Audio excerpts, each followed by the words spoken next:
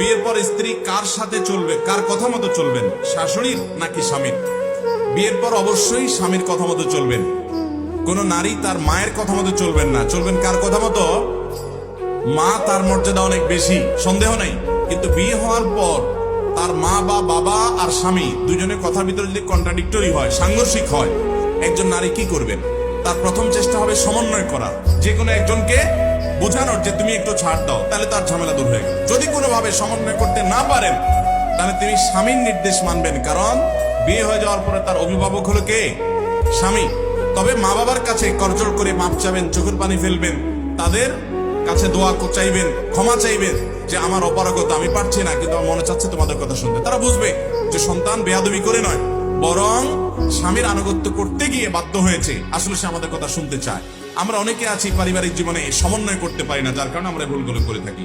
আল্লাহ আমাদেরকে এই সমস্ত বিষয়ে